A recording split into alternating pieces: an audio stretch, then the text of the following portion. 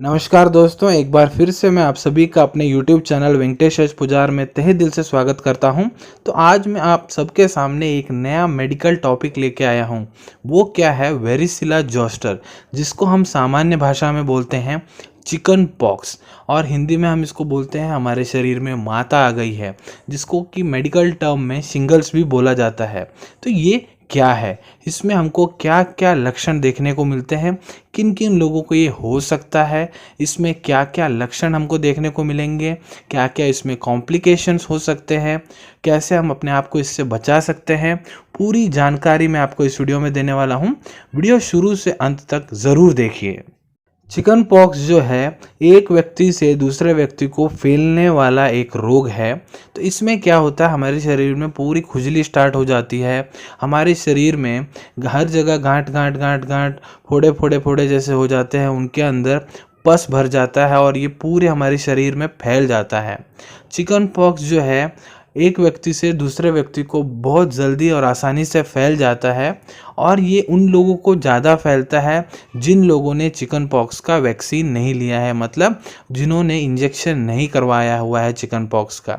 इसको हिंदी में हमारे शरीर में माता आ गई है करके भी बोलते हैं इसको। अगर एक बार आपने चिकन पॉक्स का ट्रीटमेंट पूरा ले लिया है, आपको आराम हो गया है, लेकिन कुछ समय के बाद अगर आपको ये चिकन पॉक्स, जिसको वेरिसिला जोस्टर भी बोलते हैं, अगर आपके शरीर में फिर से रीएक्टिवेट हो जाता है, तो इसको हर्पीस जोस्टर भी कहते हैं। मेडिकल टर्म में हर्पीस जोस्टर इसको कहते हैं। अब मैं बात करूंगा कि जो चिकन पॉक्स है इसमें लक्षण हमको क्या क्या देखने को मिलते हैं, मतलब एक पेशेंट में क्या क्या लक्षण हम देख सकते हैं। तो सबसे पहले क्या होगा, उसका पूरा बदन दर्द होने लगेगा, पूरी शरीर में जलन होने लग जाएगी, पूरे शरीर में एकदम से खिंचाव जैसा महसूस होगा। उसको सेंसिटिविटी टू टच, अगर हम उसको टच करेंगे एकदम से उसको अजीब सा लगता है, और पूरे शरीर में रेड रैश, लाल कलर के चकत्ते पड़ जाती हैं, जो कि बहुत दर्द होता है उन चकत्तों में। कुछ समय बाद उन चकत्तों में क्या होता है, पस भर जाता है, जो कि कुछ समय के बाद फूटने लग जाती हैं, और पूरे शरीर में बहुत ज़्यादा खुजली होने लग जाती है। लेकिन कुछ कंडीशंस में क्या होता है, हमको बुखार भी आता है, सर दर्द होने लगता है, जो हम लाइट वगैरह देखते हैं एकदम वो सब हमको नहीं आ बनता है, और शरीर में एकदम बहुत ज़्यादा थकावट हो जाती है, और पेशेंट ऐसे दिन भर सोया ही रहता है।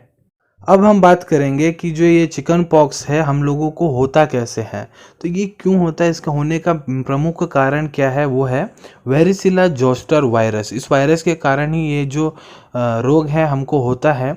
और ये फैलता कैसे है, मान लीजिए अगर किसी व्यक्ति को चिकन पॉक्स हुआ है, अगर आप उस व्यक्ति के कांटेक्ट में आ जाते हैं, उससे हाथ मिलाना, उससे अगर डायरेक्ट कांटेक्ट में आ जाते हैं, या फिर उसके जो शरीर में चकत्ते पड़ गए हैं अगर उसको आप छू ले रहे हैं, उसके अंदर जो पस भरा होता है उसको अगर आप टच कर ले रहे हैं, या फिर जिस व्यक्ति को ये ऑलरेडी हो चुका है अगर वो आपके सामने खांस रहा है, छींक रहा है, तो उससे क्या होता है, वो एयर ड्रॉपलेट के थ्रू क्या होता है, जब आप उसके सामने रह के सांस लेते हैं ना, तो ये वायु के थ्रू क्या होता है, आपके अंदर पहुंच जाता है, और फिर कुछ दिनों बाद आपको भी वो लक्षण दिखने चालू हो जाते हैं।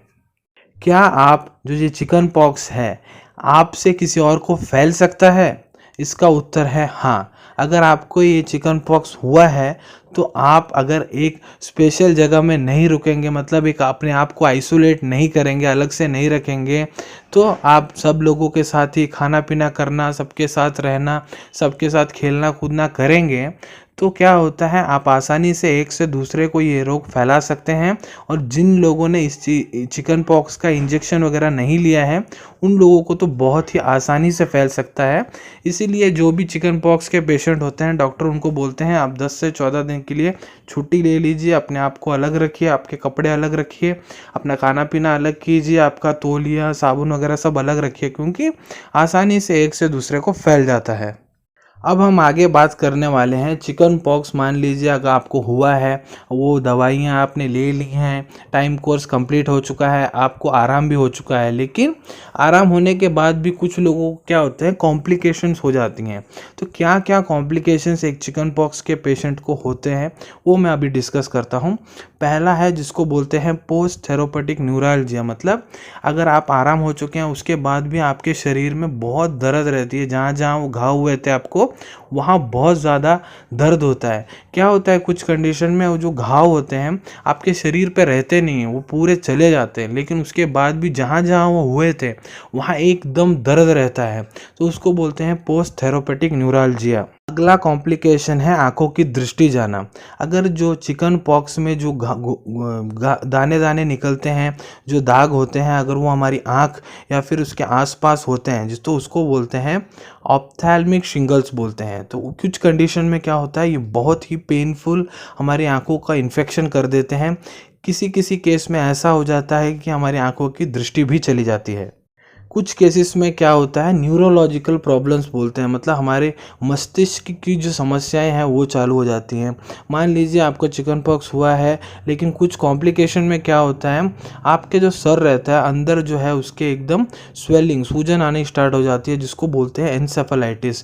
कुछ कंडीशन में आपको फेशियल पैरालिसिस भी हो जाता है, और कुछ कंडीशन में आपको जो कान है आपके सुनाई कम देना, या फिर अगर आप सामान्य से सीधे चल रहे हैं तो आपका बॉडी बैलेंस नहीं बनता है, अब दिन गिरने जैसे हो जाते हैं, तो वो प्रॉब्लम भी आपको पोस्ट कॉम्प्लिकेशन में न्यूरोलॉजिकल प्रॉब्लम्स में स्टार्ट हो जाती हैं। अगला कॉम्प्लिकेशन है अगर जो स्किन इन्फेक्शन भी आपको होने के चांसेस बहुत ज़्यादा रहते हैं, क्योंकि जो चिकन पॉक्स में जो हमारे शरीर में चकत्ताएं बन जाती हैं, अगर उसका अच्छे तरह से चिकित्सा नहीं की गई है तो वो बैक्टीरियल स्किन इन्फेक्शन के रूप में डेवलप कर जाते हैं। तो ये थे कॉम्प्लिकेशन के जो कि आपको चिकन पॉक्स में हो सकते हैं। तो आशा करता हूँ इस वीडियो में आपको चिकन पॉक्स क्या है, उसमें क्या हमको लक्षण रहते हैं, ये क्यों होता है, कैसे एक से दूसरे को फैलता है, इसमें क्या कॉम्प्लिकेशंस हैं, आपके सारे डाउट इसमें क्लियर हो चुके हैं। अगर आप आगे भी इसी तरीके के मेडिकल वीडियो देखना चाहते हैं तो हमारे चैनल को सब्सक्राइब कीजिए।